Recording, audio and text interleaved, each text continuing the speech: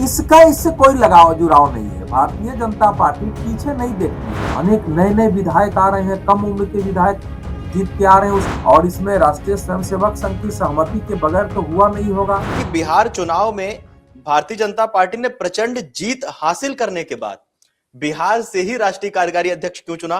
क्योंकि विकल्प ये थे, यूपी का चुनाव आ रहा है, बंगाल का चुनाव आ रहा है, लेकिन बिहार से कार्यकारी अध्यक्ष चुनना किस ओर इशारा है? क्या साधना चाह रही है पार्टी? ये कार्यकारी अध्यक्ष अभी है, ये 14 जनवरी के बाद बाजाप्ता राष्ट्रीय परिषद बुला के घोषणा हो जाएगी, ये पूर्ण अध्यक्ष होंगे। कार्यकारी अध्यक्ष के लिए नहीं चयन किया। देखिए, इसका इससे कोई लगाव जुड़ाव नहीं है। भारतीय जनता पार्टी पीछे नहीं देखती है कि बिहार चुनाव हम जीत गए तो वहीं टिके रहे। और राहुल गांधी का काम है रिकॉर्ड पर अटकी हुई, पुराने जो रिकॉर्ड होते हैं उस पर अटकी हुई सुइयां भारतीय जनता पार्टी नहीं है। भारतीय जनता पार्टी लोकसभा चुनाव में अच्छा प्रदर्शन नहीं हुआ लेकिन उसको पीछे छोड़ गई और जहां कुछ है उसको पैचअप किया। आरएसएस के बारे में अध्यक्ष जेपी नड्डा जी ने गलत बयान दे दिया था, उसको प्रधान मिनिस्टर ने स्वयं आगे रख करके आरएसएस के सबकी प्रशंसा करना, बोलना, फिर लाल किले से वो वक्तव्य देना, इंटरव्यू देना, उन्होंने स्वयं उसकी शुरुआत कर दी कि भाई अब संगठन के साथ ही मिलकर चलना है। और उसके बाद विधानसभा चुनाव की तैयारी शुरू की और विधानसभा में प्रदर्शन करके बता भी दिया कि जो कुछ हमने लोकसभा चुनाव हमारे हमारे उसका भय या उसका मनोविज्ञान हम पर हावी नहीं है। तो अब ठीक है, जो संसदीय बोर्ड ने अभी तत्काल जो है चुना है, तो संसदीय बोर्ड में पहले से नाम तय करके बताया गया होगा, जो नाम के प्रस्ताव आए गए हैं इसमें सर्वसम्मति से इनका चाहिए। तो बिहार के में विजय हुई है, बात ठीक है, लेकिन बिहार के विजय के पीछे चूंकि नितिन नवीन जी की बिहार के चुनाव में कोई राज्यव्यापी बहुत बड़ी भूमिका नहीं थी, बिहार में ही था, उसके आधार पर नहीं हुआ है।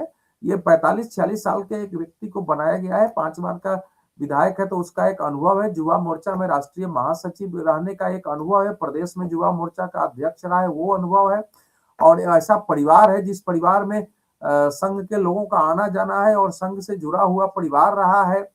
और इसमें राष्ट्रीय स्वयंसेवक संघ की सहमति के बगैर तो हुआ नहीं होगा।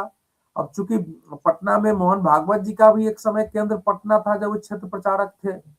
दत्तात्रेय होसा बोले जो इस समय सर कारवाह है, उनका भी केंद्र इस समय जब सह सर कारवाह थे तो उनका केंद्र पटना रखा गया था, पटना उनका भी केंद्र था। तो उन लोगों से भी व्यक्तिगत संबंध है, विद्यार्थी परिषद के होने के कारण व्यक्तिगत संबंध है, तो सबकी सहमति से बना है। सहमति से बनने का ये अर्थ हुआ कि भारतीय जनता पार्टी, प्रधानमंत्री नरेंद्र मोदी जी ने जो कहा था कि युवा वर्ग को राजनीति में आना चाहिए, तो जब आप कहते हैं तो आप देखेंगे कि राज्यों में जो भारतीय जनता पार्टी के विधायकों का या जनप्रतिनिधियों का वर्णक्रम था वो भी काफी बदला है।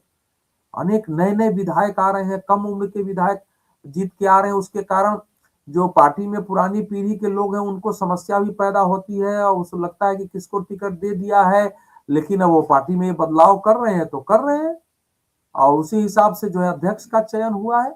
तो ये आश्चर्य जरूर पैदा करता है, चौंकाता जरूर है, लेकिन ये सोच समझ के निर्णय लिया गया और इसके पीछे अब यही है कि आने वाले समय में पूरे भारतीय जनता पार्टी का जो चेहरा है वो ऐसे युवा लोगों के साथ होगा, ऐसे लोगों की टीम होगी, अनुभवी लोग भी होंगे, लेकिन वो बैलेंस के लिए होंगे, अनुभवी लोगों का भी रहे, वो इस प्रकार से चलेगी और इसको अभी इसी क्षण ग्रूम कर दिया जाएगा ताकि भविष्य की सारी चुनौतियों का यह सामना कर सके।